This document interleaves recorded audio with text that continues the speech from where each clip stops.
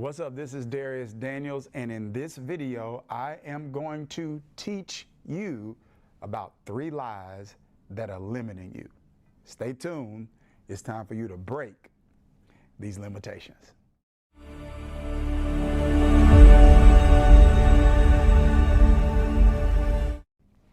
Listen, I don't know if you've thought about it this way, but a lot of the things that are limiting us aren't really limitations.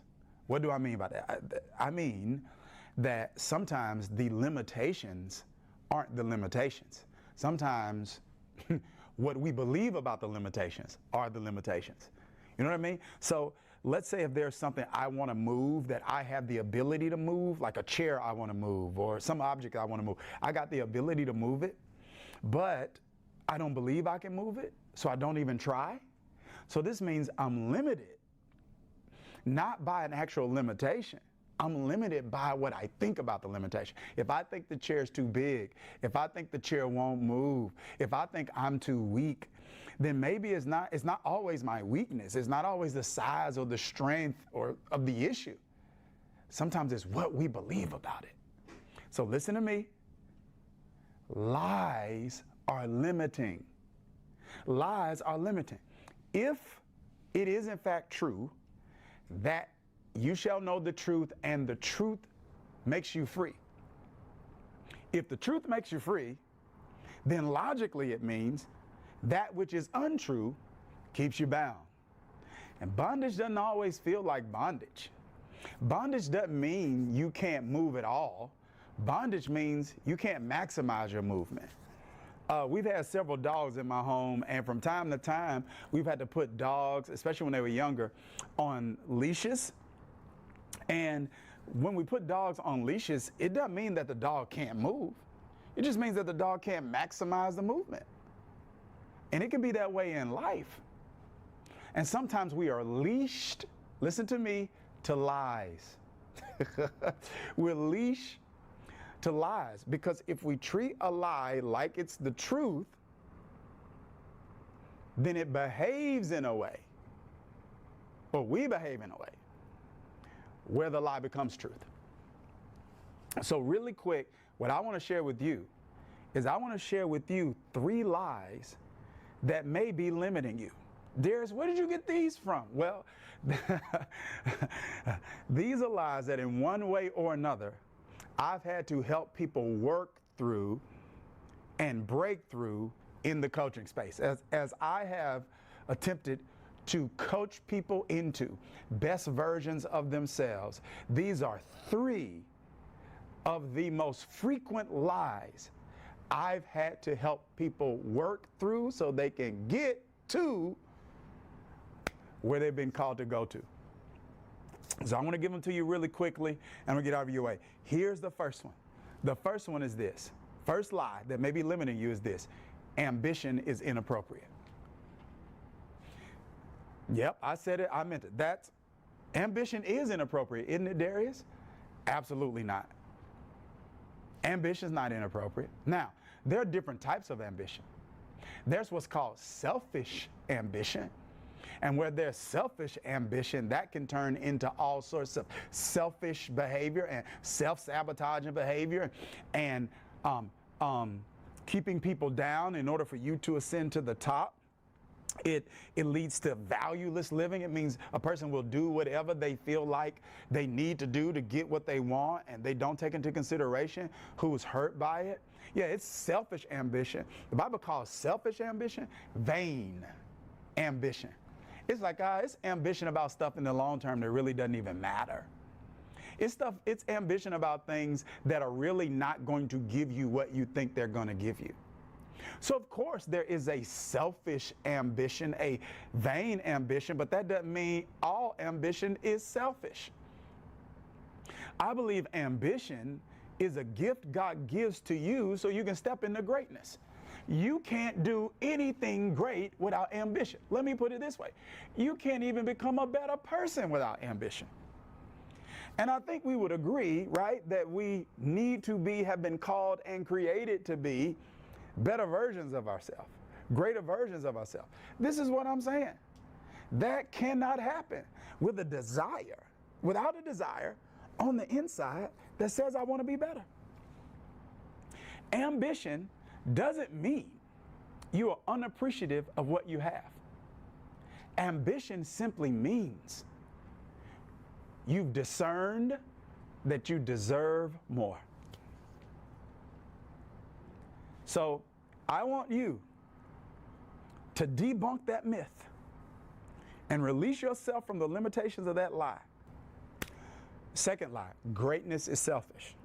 I think some people think greatness is selfish is because they confuse and they conflate greatness with fame. And I don't even think fame in and of itself is selfish. I think fame sometimes becomes a byproduct of you just doing something really well.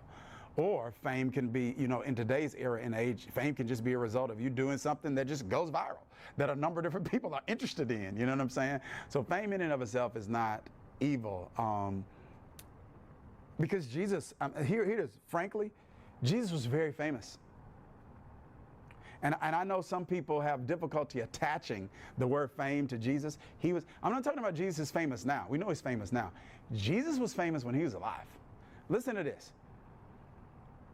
I want you to listen to this. He fed 5,000 people, not counting women and children, who were sitting all day listening to him teach. So there were thousands and thousands of people literally standing and sitting in grass listening to him teach. That's a degree and a dimension of fame, which at its core is notoriety, which in and of itself isn't evil. Sometimes it is just like the fruit. Sometimes fame is the fruit of people being greatly impacted by you or greatly interested in you. So it's okay to say, I want to be great, because just because somebody's famous doesn't mean they're great. And just because someone's great doesn't mean that they become famous.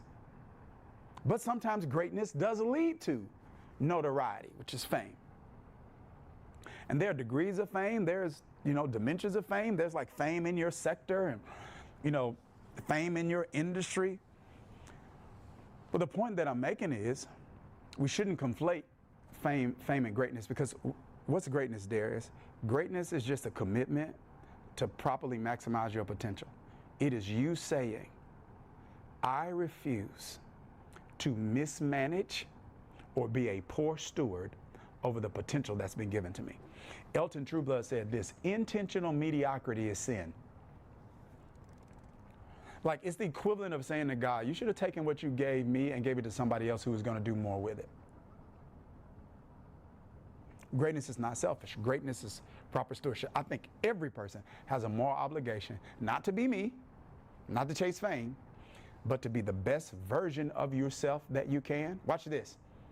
And not only be the best version of yourself that you can, but to do the best work that you can. I have an obligation, if God's given me potential, to be the best speaker I can, to be the best coach I can, to be the best leader I can. I have an obligation to say, I want to get as best as I possibly can in this area. And that doesn't mean comparing myself to anyone else, but it does mean comparing myself to me. It means comparing today's version of me to yesterday's version of me and asking myself, am I doing the things to actually get better? Because as I get better, if I step into greatness, then it means I can impact and influence other people in great ways. So it's okay to want to be great. And last but not least, here's the final lie that maybe limited some of you, and that is income is evil. Income's not evil. Now, there are ways we can get income that's evil. And some people have different perspectives on this. Some people say, income is amoral. Some people say income is moral. I say the morality of it is based on whose hands it's in. It matters what you do to get it. Are you exploiting? Are you deceiving? Are you conniving? Are you lying? But just because you do a lot, make a lot of it, doesn't mean you're greedy. Sometimes it means you're great. I'm going to say that one more time. Just because you make a lot of it, doesn't mean you're greedy. Everybody makes a lot of it. They aren't greedy. It may mean that they're great. It may mean that they do something that people are interested in or impacted by. And I want to say that, interested in or impacted by. So people may not be impacted by professional athletes in terms of their place. Some people are impacted. They're inspired by them. They become a picture possibility for them. But for most of us, we're interested in them. We're entertained by them. And because so many of us are entertained by them, we're willing to invest in that. They get compensated because there's just unique interest. Like, I like to play video games, but 20,000 people are not going to gather in an arena to watch me play Xbox. Like, it's not happening. So it doesn't mean the athlete's greedy. It just means they're doing something that a lot of people are interested in, and they're good at it. So the morality of money is based on whose hands it's in. You can use it to fuel habits and hurt people, or you can use it to take care of your parents. You can use it to feed the hungry. You can use it to clothe the naked. You can use it to be generous to the people in your life that you love the most. Don't be limited by these lies. Here's what John Wesley said, and this is my financial philosophy. Wesley says, make all you can. Wesley says, save all you can. And Wesley says, give all you can.